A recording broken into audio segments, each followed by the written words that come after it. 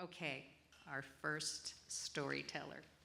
Our first storyteller is Dr. Maria Srour, an assistant professor of clinical medicine at Indiana University. She is a critical care physician who also helps to expand critical care services at Moi Teaching and Referral Hospital in Kenya. Her story is titled Sister Cities.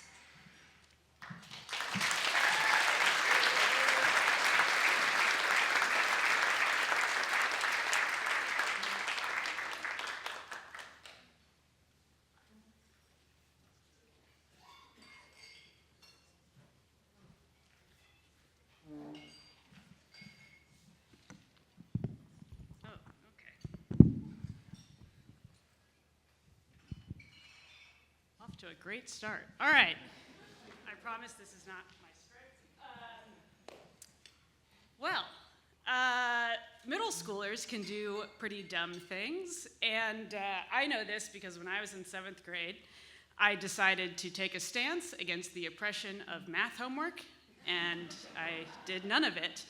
And I think my logic was kind of sound. It was like, if I can demonstrate on a test that I understand the concept, then why do I have to do problem after problem after problem?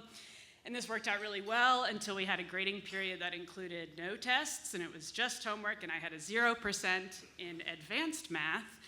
And when you're in 7th grade and you have a 0% in a class, that means you can no longer go to the vending machine, you can't buy Mentos, and you have to get a parent signature on that grade report, so my brave stance quickly came to an end.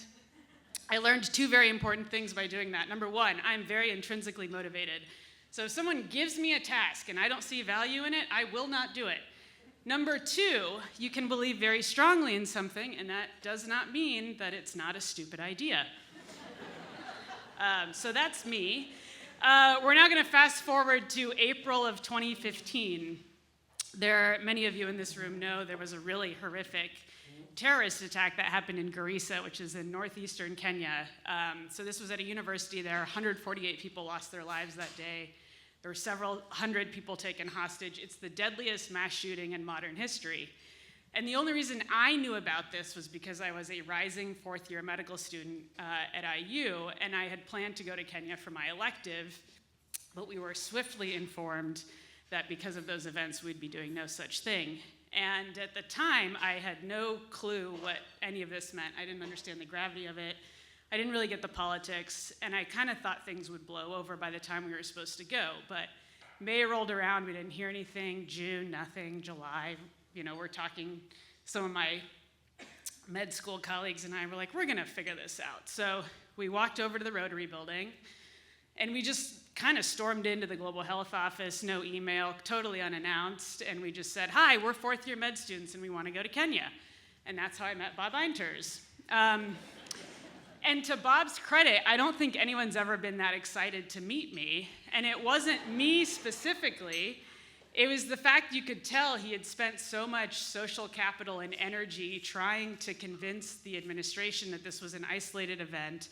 Eldoret was still very safe, and this was a really meaningful part of our education. But until those of us who were affected by it really went forward, things weren't gonna go anywhere. So we developed this really cool friendship over the summer, and we started coming up with ways to try and convince the leadership of IU that this was worthwhile. So the first thing that we did was start a petition. This is a printed and bound copy of that petition. This thing has thousands of signatures from across the world, testimonials of what Eldoret and Ampath mean to people. If you are feeling sad about the state of global health right now, which I don't know why you would be, this is a lovely rainy day read. You can borrow it if you promise to give it back. It did absolutely nothing to further our cause. So we're kind of back to the drawing board. So a year before all this, I had gotten really into The Moth, which if you don't know what that is, they do live storytelling events, they make a podcast, and I wanted them to come to Indy, so I said, how do we do this? And they told me, get your local NPR, find a venue, and get back to us. So I did both of those things, and I went back to them, and they said, great job, we're not coming. And then I said, shit.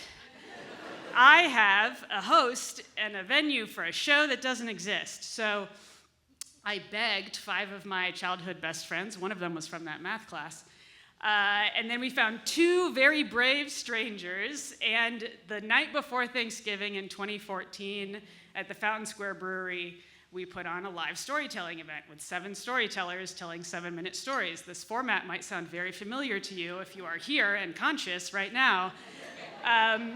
But that event was a huge success. They literally could not serve beer fast enough. And so we started doing it around the city kind of quarterly, different themes and whatever. And so I asked Bob, what do you think of a Kenya-themed storytelling night? And he said, cool, Joe will be here in October. That's Joe Mamlin, if you've never heard of Ampath. So we did it in October at the Indiana City Brewing Company, which has since closed. But we had a goat, we had Kenyan storytellers, we had people from the IU side, and Joe was the last storyteller, and he told a lovely story of the IU house becoming a safe place of refuge during the 2007 election violence.